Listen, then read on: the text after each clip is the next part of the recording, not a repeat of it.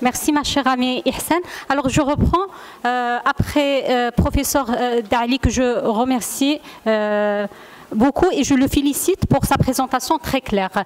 Alors maintenant, on va imaginer que notre patient est déjà opéré et on le voit maintenant après la chirurgie. Alors on va le voir avec un compte rendu anatomopathologique. Il faut comprendre ce résultat anatomopathologique.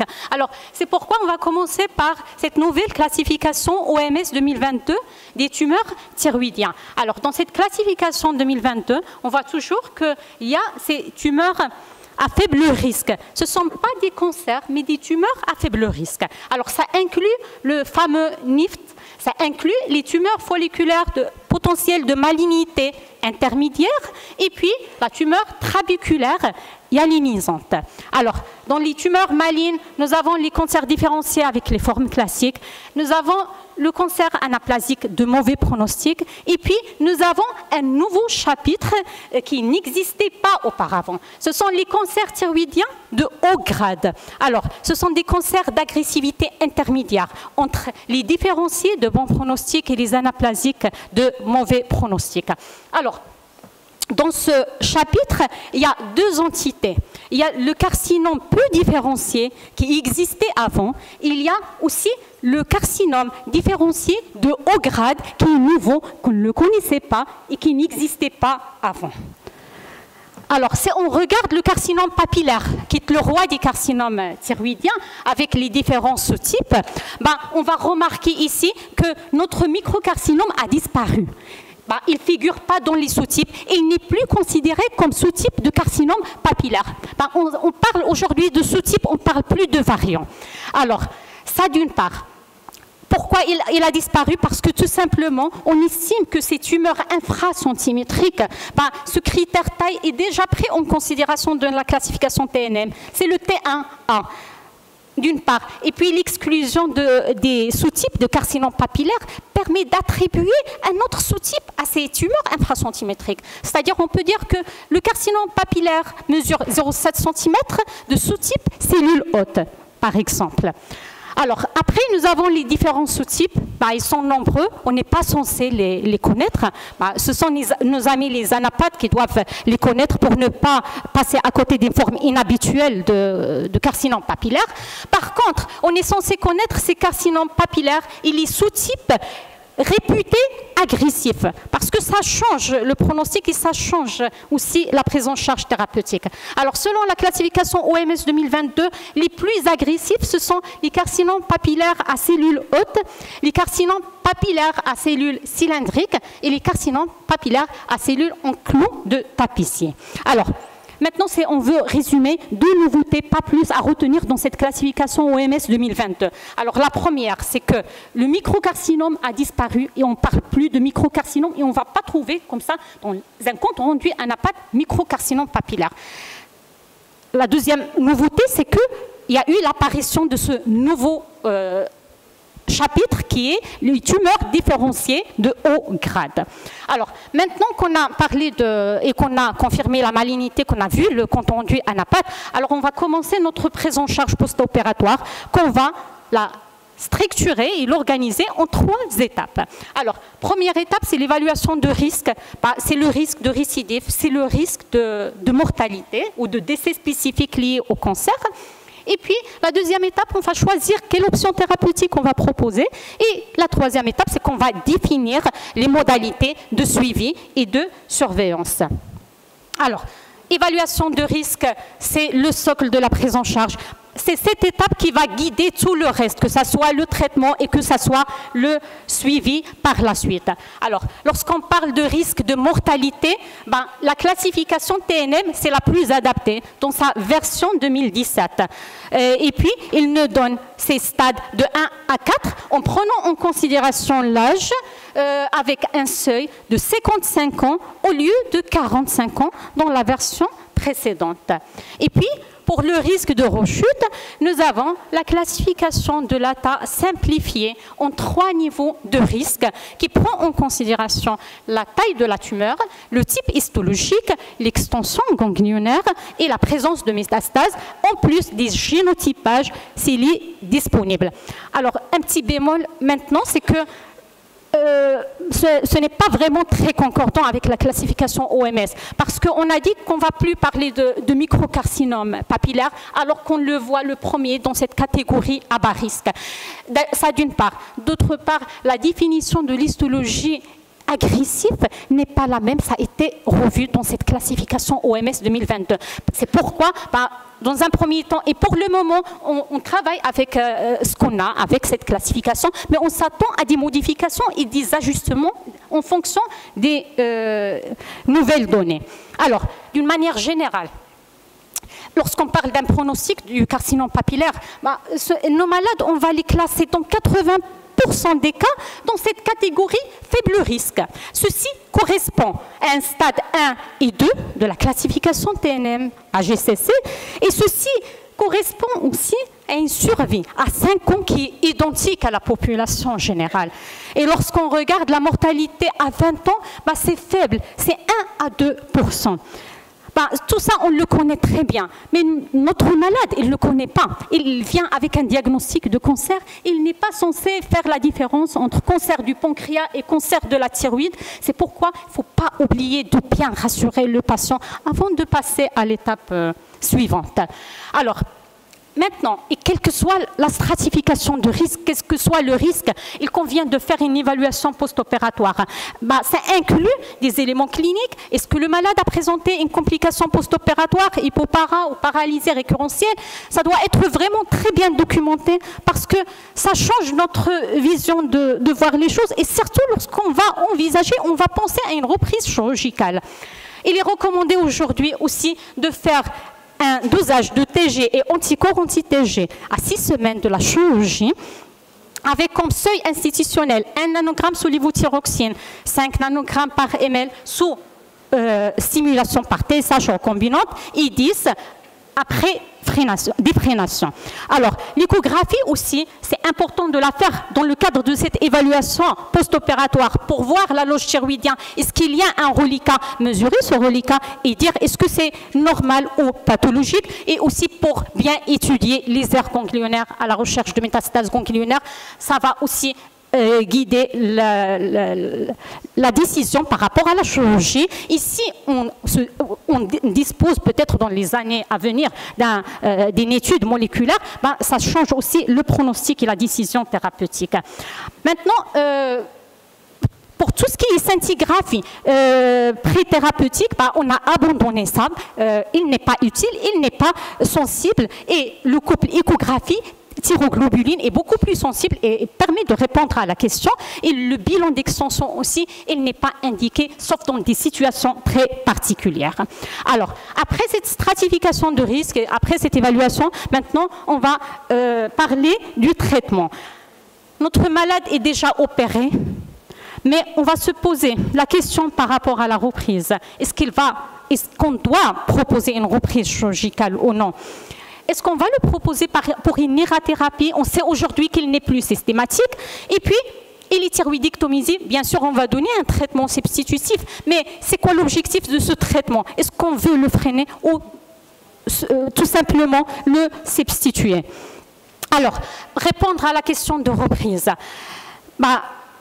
Professeur Dali, il a très bien parlé du traitement chirurgical et de la place des traitements chirurgicaux. Je ne vais pas reprendre, mais juste pour schématiser, le malade, on va imaginer 3 genres de situations. C'est soit il a bénéficié d'une ismolobectomie et maintenant on pose le diagnostic en post-op, soit il a bénéficié d'une totale ou d'une totale avec un curage. Et ce patient, on l'a classé dans une de ces 3 catégories de risque. Maintenant, s'il a déjà bénéficié d'une ismolobectomie, est-ce qu'on va le proposer systématiquement et automatiquement pour une totalisation? Et s'il a bénéficié d'une thyroïdectomie totale, est-ce que le curage est indiqué ou non? Alors, pour répondre à cette question, curage, maintenant, on ne propose plus de reprise pour curage prophylactique. On n'a rien à l'échographie, tous les éléments sont rassurants, on ne va pas proposer ce patient pour un curage prophylactique alors qu'il n'a rien. Il n'y a pas d'indication, le rapport bénéfice-risque est défavorable. Par contre, on va proposer un curage, une reprise pour curage dans la seule situation où on a objectivé des adénopathies métastatiques. Alors, pour la question de totalisation, elle est bien sûr proposée pour les patients ayant bénéficié d'une ismolobectomie et on les a classés dans la catégorie au risque intermédiaire et ça reste discuté dans la catégorie faible risque, quelques patients. Alors, maintenant, après cette question de reprise chirurgicale, on passe à l'irathérapie et à la place de ce traitement radioactif.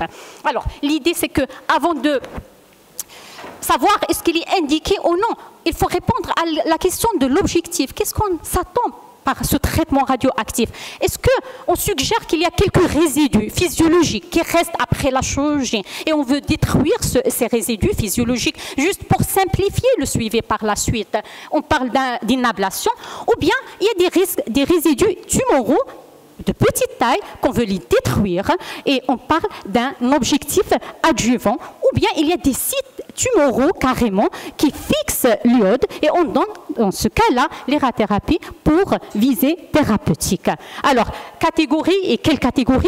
Il y avait toujours ce controverse concernant ce groupe à faible risque. Par exemple, dans cette méta-analyse récente, et pour cette même catégorie de risque, qui est faible risque, les auteurs, ils ont trouvé des résultats contradictoires. Il y avait des auteurs qui ont trouvé un bénéfice et d'autres qui n'ont pas trouvé de bénéfice.